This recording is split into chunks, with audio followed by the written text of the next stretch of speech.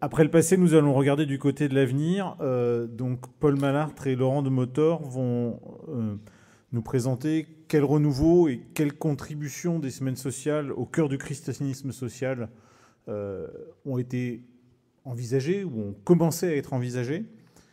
Quelle est la dynamique qui s'est mise en place? Qu'est-ce qui s'est fait depuis plusieurs mois? Où en sommes-nous? Que reste-t-il à faire? Donc, dans cette séquence, il va y avoir 4 temps. Un premier temps avec Paul Malartre, qui sera suivi par un échange en petits groupes ou par une animation animée par Formapart. Un deuxième temps avec Laurent, également une petite animation. Donc, voilà le programme de la prochaine heure. Je cède la parole à Paul.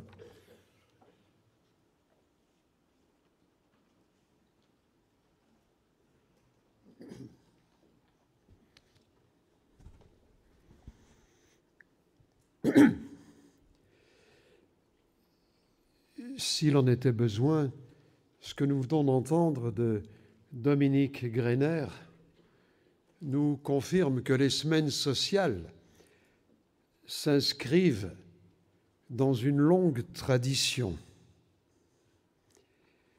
Mais en terminant, Dominique parlait de l'évolution du contexte actuel, ce qui nous invite à nous dire que, comme pour beaucoup de traditions, mais de vraies traditions, nous ne serions pas fidèles à la tradition des semaines sociales si nous étions conservateurs. Justement, comme l'exprimait hier Dominique Quignot en introduisant ces journées, les semaines sociales ont depuis quelque temps ressenti le besoin de se réinterroger sur leur pertinence, leur valeur et le sens de leur action. À un moment, cela a déjà été dit, où l'ampleur et l'accélération des défis économiques, sociaux, écologiques, éthiques, religieux obligent à actualiser ce que l'on entend par christianisme social, il est apparu nécessaire de formuler à mot nouveau ce que sont les semaines sociales de France et la place qu'elles doivent tenir dans ce contexte en rapide mutation. Le texte « Qui sommes-nous » que vous avez dans le livret de ces journées, le texte « Qui sommes-nous » se veut comme une charte. Retenez le mot, l'expression qui vous parle le mieux. Comme une charte, une colonne vertébrale, une référence de l'expression de notre raison d'être commune.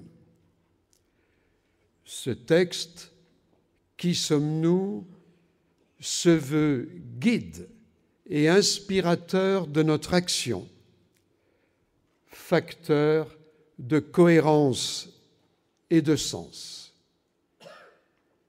Ce qui n'est pas négligeable non plus, il peut nous aider à nous situer à l'extérieur quand nous avons à répondre à la question « Les semaines sociales, c'est quoi ?» Et on peut comprendre, j'ai mieux compris ce matin en écoutant Dominique Greiner, que la réponse n'est pas toujours aisée, puisque depuis l'origine, il s'agit donc d'un objet étrange qui résiste au temps.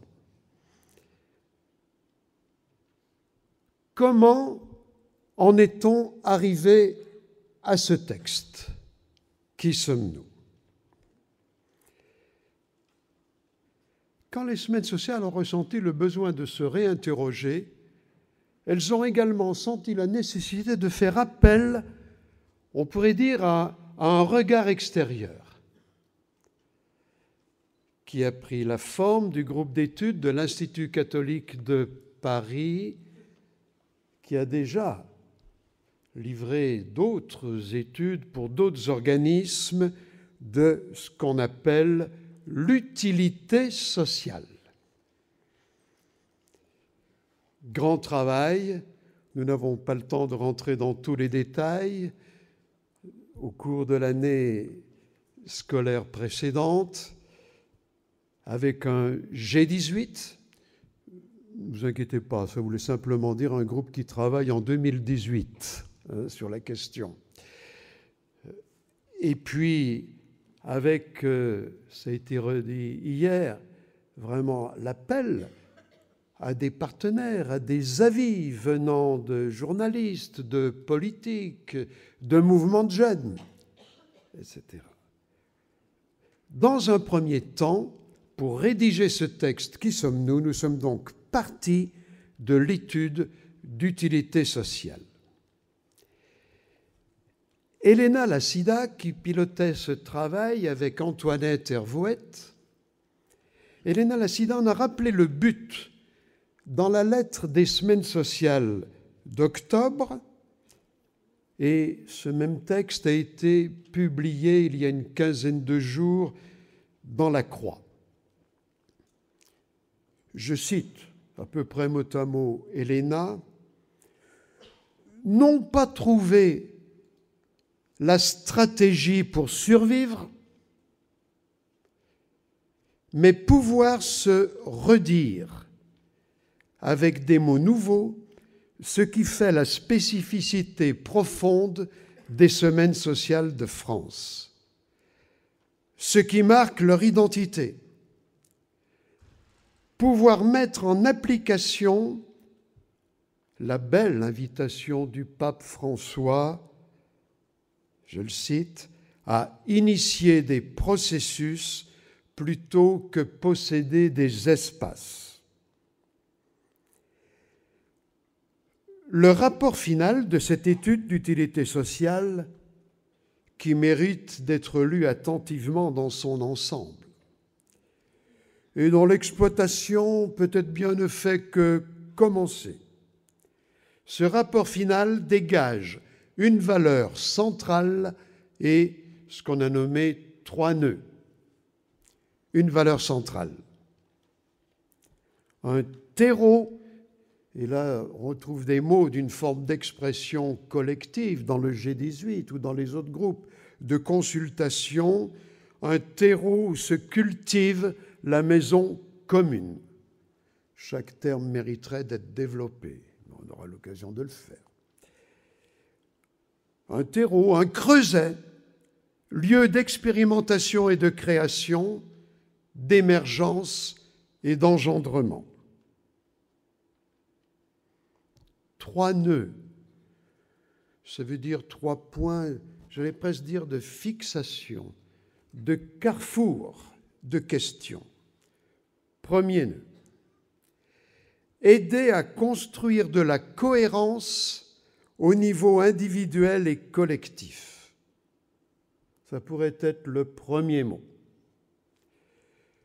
La cohérence fait écho à l'expérience du discernement, qui elle-même renvoie à la recherche du bien commun, on le sait, principe majeur de la pensée sociale de l'Église.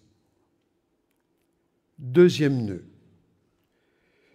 contribuer à créer de nouveaux communs par l'expérience de la rencontre. Ça veut dire sortir de l'entre-soi s'il en est besoin.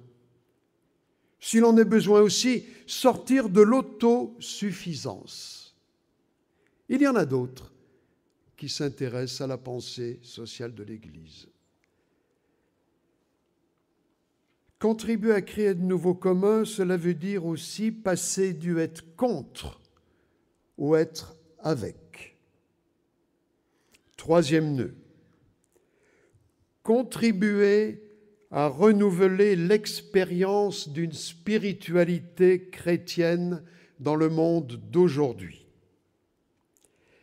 La spiritualité des semaines sociales ne se révèle pas uniquement attention, ça ne veut pas dire qu'on les sous-estime, mais ne s'expriment pas uniquement par les expressions cultuelles, pas seulement par un fil rouge théologique, fût-il tout à fait impertinent, mais aussi par une manière d'articuler notre être chrétien et notre être au monde. En deux expressions, je crois pouvoir dire que ce rapport final de l'étude d'utilité sociale, qui fut un long travail de 6 mois, nous invite, et semble-t-il c'est bien l'objet de la journée, entre autres, à voir pour les semaines sociales ce qui est à sauver, à voir ce qui est à inventer.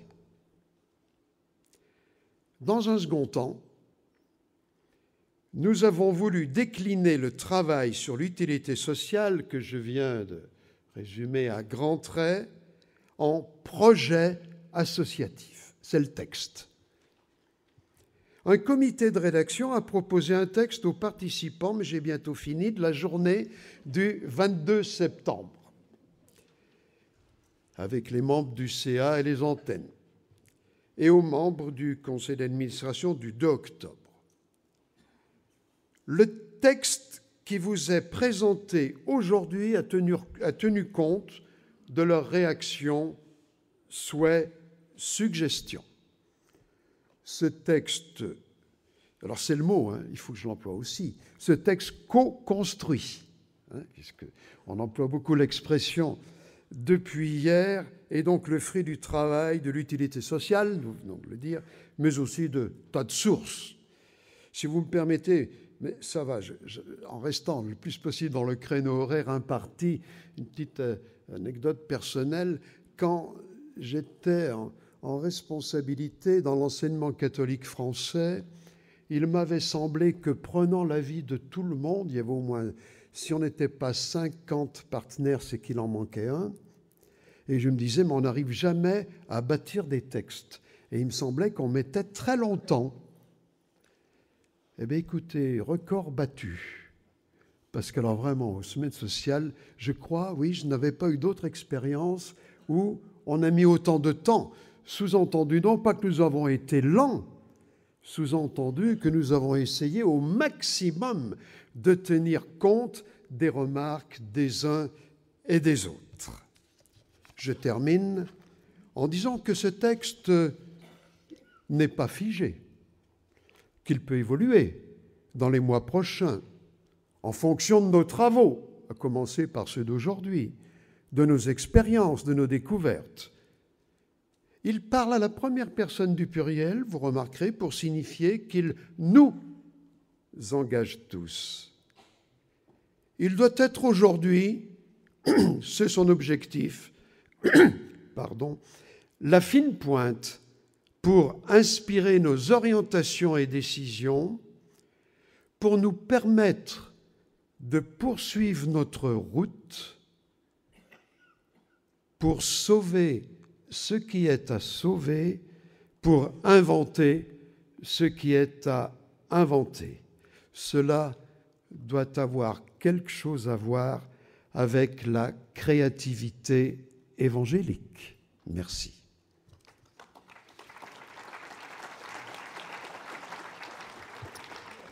Juste pour ajouter un point en plus du projet associatif dont Paul vient de parler, il y a deux autres éléments qui sont arrivés. Ça nous a permis aussi de reformuler notre raison d'être avec une formule concise. Cette formule, c'est « penser ensemble pour agir et travailler au bien commun ». Comme vous le voyez, nous ne sommes pas très loin de la formule qui avait été rappelée tout à l'heure par Dominique Greiner avec la science pour l'action, et en même temps, elle est différente, puisque vous pouvez en juger. Ça, c'est le premier point. Le deuxième point, peut-être plus important, c'est que nous avons aussi défini notre ambition pour le réseau pour les années à venir. Il ne s'agit pas d'un résumé de qui sommes-nous, puisque le qui sommes-nous, c'est en gros notre situation aujourd'hui. L'ambition, c'est la manière de se projeter vers l'avenir. Et donc la formule qui a été définie là aussi à travers les groupes qui se sont réunis à partir enfin cette année, c'est devenir un carrefour reconnu pour l'ensemble des acteurs qui, par leur action et leur réflexion, cherchent à contribuer au bien commun. Donc maintenant, avec le projet associatif, la raison d'être et l'ambition, nous avons des textes ramassés sur lesquels nous pouvons nous retrouver et parler d'une seule voix. Et nous espérons aussi que ceux qui ne sont pas aux semaines sociales, en lisant ces textes, auront envie de faire un bout de chemin avec nous. Merci.